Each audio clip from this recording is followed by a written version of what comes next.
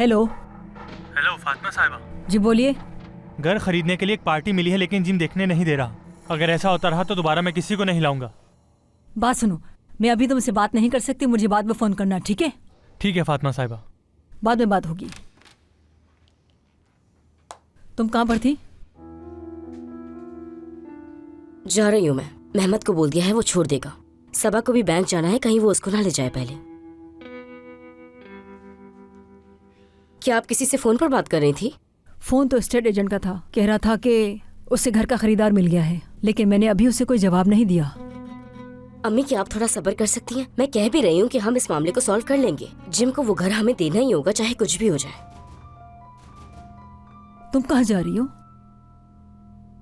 करीम से छुट्टी ले ली है मैंने उनसे कहा है कि मुझे किसी जरूरी काम से बाहर जाना है, वरना आप तो जानती है मैं यहाँ बैठकर बोर हो जाऊंगी। चलो ठीक है।